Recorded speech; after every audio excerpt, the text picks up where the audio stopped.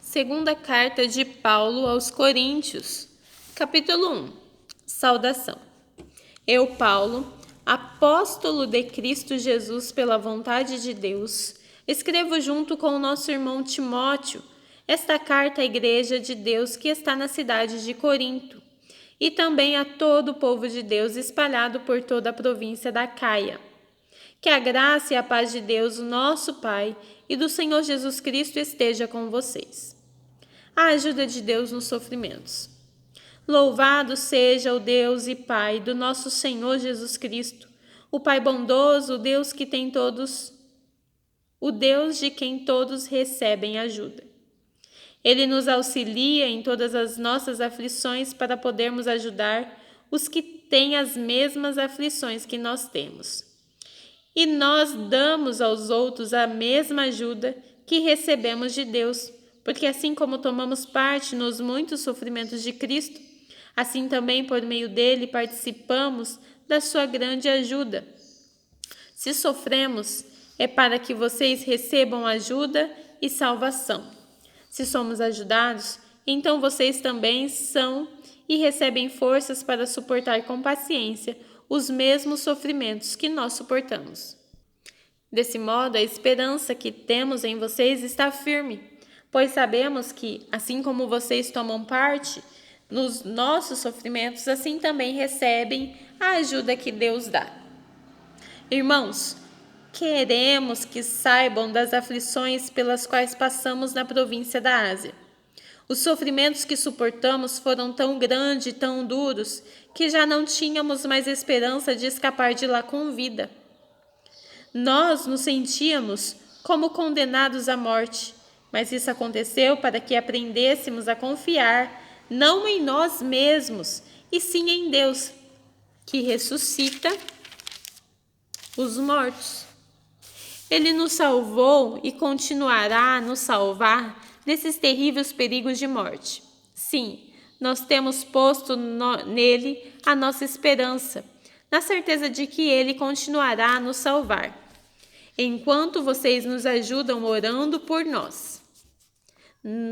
Assim, Deus responderá às muitas orações feitas a nosso favor e nos abençoará, e muitos lhes agradecerão as bênçãos que ele nos dará. Paulo muda os seus planos. É isso que temos de orgulho. A nossa consciência nos afirma que a nossa maneira de viver no mundo, especialmente em relação a vocês, tem sido dirigida pela franqueza e sinceridade que Deus nos dá, e também pelo poder da sua graça e não pela sabedoria humana. Pois escrevemos a vocês somente o que vocês podem ler e entender.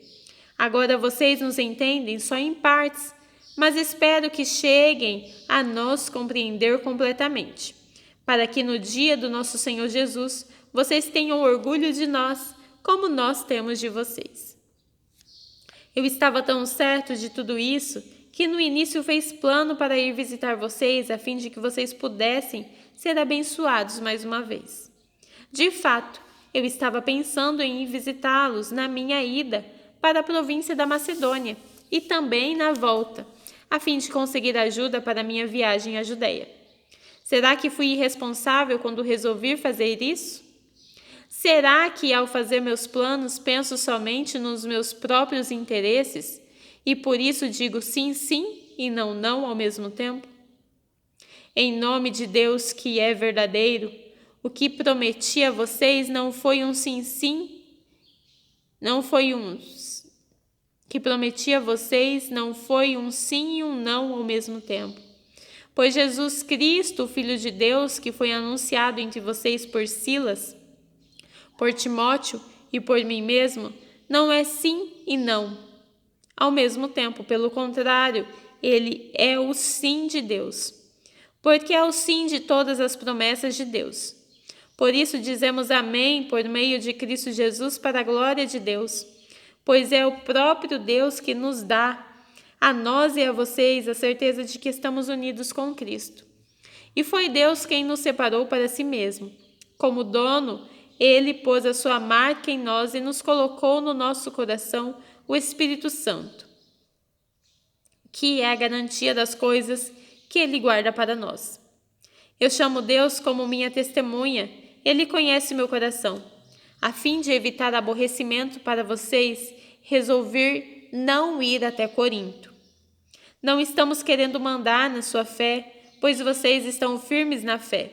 Pelo contrário, queremos trabalhar com vocês para que vocês sejam mais felizes ainda. Capítulo 2. Portanto, para não entristecê-los de novo, e resolvi não ir ver vocês. Pois eu entristeço vocês, então quem vai me alegrar? Se eu entristeço vocês, quem vai me alegrar? Somente vocês é quem tem entristecido. Foi por isso que escrevi aquela carta. O motivo foi que eu não queria ir e ser entristecido pelas próprias pessoas que deveriam me alegrar. Pois eu tenho a certeza de que quando estou feliz, vocês todos também estão. Eu escrevi aquela carta muito preocupado e triste e derramando muitas lágrimas. Porém, não escrevi para fazer com que vocês ficassem tristes, mas para que soubessem do grande amor que tenho por todos vocês. O perdão para o arrependimento. Mas se alguém fez o que alguma pessoa ficasse triste, não fez isso a mim, mas sim a vocês, ou pelo menos a alguns de vocês. Escrevo assim para não ser muito duro com esse homem. Basta o castigo que a maioria já deu a ele. Agora vocês devem perdoá-lo e animá-lo para que ele não fique tão triste que acaba caindo no desespero. Por isso peço que façam com que ele tenha certeza de que vocês o amam. E foi por isso que também que escrevi aquela carta. Eu queria pôr vocês à prova e saber se estão sempre prontos a obedecer os meus ensinos. Quando vocês perdoam alguém, eu também perdoo. Porque quando eu perdoo, se é que de fato tem alguma coisa a perdoar, faço isso por causa de vocês na presença de Cristo, a fim de que Satanás não se aproveite de nós, pois conhecemos bem os planos dele. A preocupação de Paulo em Troade.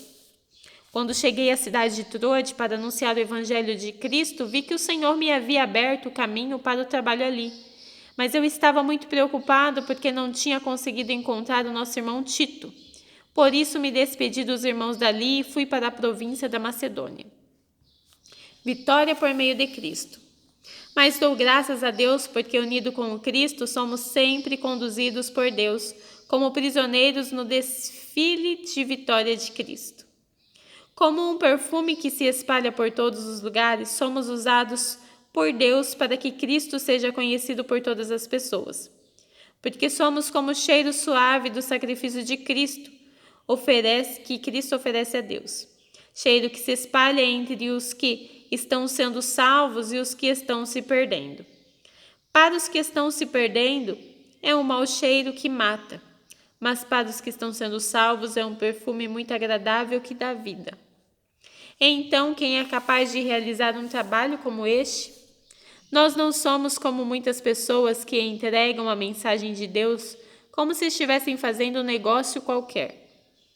Pelo contrário, foi Deus quem nos enviou, e por isso anunciamos a sua mensagem com sinceridade, na presença dele, como mensageiros de Cristo. A Nova Aliança, capítulo 3. Quando dizemos isso, será que estamos começando a nos elogiar a nós mesmos? Por acaso, como acontece com alguns de nós, precisamos entregar cartas de recomendação para vocês ou pedi-las a vocês? Vocês mesmos são a nossa carta escrita no nosso coração para ser conhecida e lida por nós. Sim, é claro que vocês são uma carta escrita pelo próprio Cristo e entregue por nós. Ela não foi escrita com tinta, mas com o Espírito do Deus vivo. Ela não está gravada em placas de pedra, mas em corações humanos. Dizemos isso por meio de Cristo. Dizemos isso por causa da confiança que temos em Deus por meio de Cristo. Em nós não há nada que nos permita afirmar que somos capazes de fazer esse trabalho, pois a nossa capacidade vem de Deus. É Ele quem nos torna capazes de servir a nova aliança, que tem como base não a lei escrita, mas o Espírito de Deus. A lei escrita mata, mas o Espírito de Deus dá a vida. Quando a lei que traz a morte for gravada em placas de pedra, a glória de Deus apareceu e o rosto de Moisés ficou brilhando. O brilho do seu rosto já estava desaparecendo quando ele entregou as placas ao povo de Israel, mas mesmo assim esse brilho era tão forte que os israelitas não podiam fixar os olhos em Moisés. Se o domínio da lei veio com tanta glória, quanto maior ainda é a glória que acompanha o domínio do Espírito de Deus. A lei que condena as pessoas teve glória, porém muito mais glória tem o Espírito, que traz a salvação. Pois a glória que antes era tão grande não é mais nada por causa da glória de agora, que é muito maior. De modo que, se houve glória naquilo que durou somente um pouco de tempo, muito mais glória tem aquilo que dura para sempre. E porque temos essa esperança, agimos com tanta confiança. Nós não fazemos como Moisés, que cobriu o rosto com um véu para que os israelitas não pudessem ver o seu brilho, ver que o seu brilho estava desaparecendo. Mas eles não queriam compreender. E até hoje, quando eles leem os livros da Antiga Aliança, na mente deles está coberta com o véu mesmo, com o mesmo véu. E esse véu só é tirado quando a pessoa se une com Cristo. Mesmo agora, quando eles leem a lei de Moisés, o véu ainda cobre a mente deles. Mas o véu pode ser tirado, como dizem as Escrituras Sagradas. O véu de Moisés foi tirado quando ele se voltou para o Senhor. Aqui a palavra Senhor quer dizer o Espírito. E onde o Espírito do Senhor está presente, aí existe liberdade. Portanto, todos nós, com o rosto coberto, refletimos a glória que vem do Senhor. Essa glória vai ficando cada vez mais brilhante e vai nos tornando cada vez mais parecidos com o Senhor, que é o Espírito, Terminamos.